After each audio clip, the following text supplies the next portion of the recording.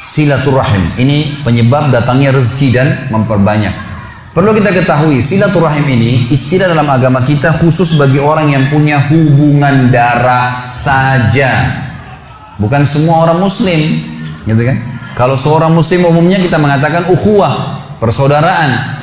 Kalau sila artinya hubungan, rahim hubungan darah, hubungan darah. Makanya kata Nabi SAW, telusuri jalur nasab kalian.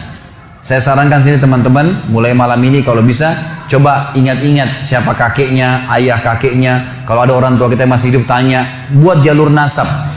Karena Nabi SAW mengatakan, telusuri jalur nasab kalian. Kakek kita siapa, ayahnya siapa, berapa bersaudara, nikah sama siapa saudara-saudaranya, punya anak siapa. Jangan sampai kita ketemu sepupu kita di jalan, nggak tahu gitu. Ada rahim dengan kita, gitu kan. Kata Nabi SAW, telusuri jalur nasab kalian, karena akan memudahkan kalian silaturahim. Silaturahim. Jadi ini harus yang punya hubungan kerabat ya, hubungan darah. Dalam riwayat Bukhari Muslim yang lain kata Nabi SAW, kata seorang sahabat, waktu dia bawa satu kantong dirham, dia bilang, ya Rasulullah, saya punya sekantong dirham, saya mau sedekahkan. Ada dua orang target saya. Yang satu muslim umum, tidak ada hubungan kerabat sama saya. Yang susah, yang satu muslim, punya hubungan kerabat sama saya dan susah. Yang mana saya bantu? Kata Nabi SAW, kalau kau bantu yang punya hubungan kerabat denganmu, maka kau mendapatkan dua pahala. Pahala sedekah dan pahala silaturahimnya. Dan puncak silaturahim teman-teman sekalian adalah kedua orang tua kita. Teman-teman di sini yang pendatang, ya. Juga tentu yang mukim, yang orang yang memang asli di sini. Kalau orang tua Anda masih hidup, jangan sia-siakan. Kejar sedekah paling afdal ke mereka tuh. Silaturahim teman-teman sekalian, pakai stopwatch kalau antum merasa terganggu pekerjaan. Telepon sehari 1 menit aja. 1 menit aja. Telepon tuh ayah, ibu, tanya kabarnya, ayah, ibu baik, ada kebutuhan. Oh enggak ada nak, baik doain ya. Mereka bilang semoga kau selamat nak, sudah luar biasa tuh. Telepon mereka, teman-teman banyak di Indonesia, di Jakarta saya temukan yang memang merantau, akhirnya orang tuanya cuma ditelepon setahun sekali. Ah gampang nanti kalau Idul Fitri mudik sekalian ketemu. Tapi kalau teman-temannya tiap hari telepon, kalau nggak telepon temannya dimarah-marahin, kenapa nggak telepon, tiap hari dicari. Ini gimana cara? Padahal orang tua itu puncak silaturahim. Teman-teman coba renungin. Ada seorang syekh di Saudi, di Jeddah, dia lagi isi pengajian. Kemudian saking pentingnya dia tahu ya, ini orang tua bagaimana. Dia bilang, saya ditelepon oleh seorang laki-laki. Dia bilang, saya nggak kenal. Laki-laki ini bilang, syekh, tolong bantu saya nih, apa jalan keluarnya? Sejam lagi saya akan divonis oleh pengadilan, dipenjara 10 tahun karena saya difitnah. Difitnah, data-data palsu semua dikasih ke pengadilan dan saya difitnah. Apa saran Anda nih? Kira-kira apa yang saya harus lakukan nih supaya Allah bisa menyelamatkan saya? Kata syekhnya ini, saya dengar ceramahnya, dia bilang begini, menarik sekali kisahnya. Dia bilang, apa kau masih punya orang tua yang hidup? Kata orang itu, ayah saya sudah meninggal, ibu saya ada. Kata syekhnya, kau masih bisa keluar dari pengadilan? Dia bilang masih bisa. Baik, sekarang kamu keluar dari pengadilan, singgah di restoran terbaik yang kau temuin, kemudian temuin ibumu, ajak makan siang ibumu. Kata dia, syekh, sejam lagi saya divonis penjara 10 tahun. Bagaimana bisa mau makan lagi sama orang tua? Kata syekhnya, kalau kau mau jalanin saran saya, jalanin itu. Anak ini dalam kondisi dia bingung, tidak tahu apa, maka dia pun singgah di restoran, kemudian dia pergi ke rumah ibunya. Setengah jam kemudian kata syekh, saya ditelepon. Syekh, jazakallah khair, semoga Allah balas Anda dengan kebaikan. Kata syekhnya, kenapa? Dia bilang, saya baru ditelepon oleh pengadilan, ternyata orang yang membuat fitnah buat saya terbongkar kedoknya dan dia sekarang akan divonis 10 tahun. Dan semenjak saya masuk di sini, saya makan sama ibu saya, sekarang saya depan ibu saya, dari pertama saya masuk terus lisannya ibu saya mendoakan, semoga kau selamat nak, terima kasih kau sudah datang bawa makanan. Hanya membawa makanan. Orang tua kita teman-teman sekalian tahu menilai tahu menilai pemberian anak kita. Pemberian kita. Tidak pernah orang tua itu diberi sesuatu yang sederhana seperti teman kita masih bisa marah atau pasangan kita masih bisa merengut. Orang tua selalu berterima kasih dengan apapun yang kita berikan sedikit. Ada seorang anak di Jeddah meninggal dunia.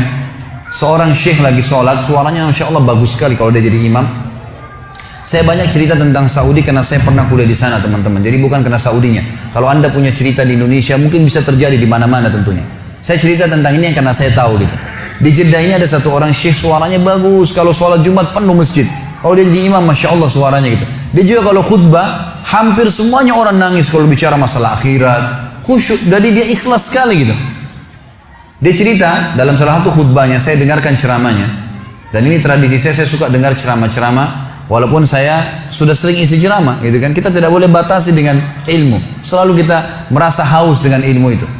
Maka saya dengar ceramah, dia mengatakan pada saat saya salah satu Jumat, saya lagi jadi imam. Di rakaat kedua, pas sujud pertama ada suara gemuruh tengah-tengah masjid. Dia bilang, lalu saya salam, saya tanya, saya pakai mic. Kenapa itu, ada apa? Dia bilang, Syekh, ada orang jatuh. Tadi waktu sholat sujud rakaat kedua, sujud pertama jatuh. Kata Syekhnya, berikan dia ruang biar dia bernafas dan tolong antar. Beberapa ikhwah tolong antar ke rumah sakit terdekat. Waktu diantar, kata dokternya, orang ini sudah mati setengah jam yang lalu. Maksudnya pada saat dia lagi sujud di hari Jumat, gitu kan? Ini luar biasa. Kata Syekhnya, ini jelas-jelas husnul khatimah. Hadis Nabi SAW, siapa yang meninggal hari Jumat tidak akan kena fitnah kubur. Dan juga dia mati dalam keadaan sholat. Jelas dari ibadah, apalagi lagi sujud kepada Allah SWT.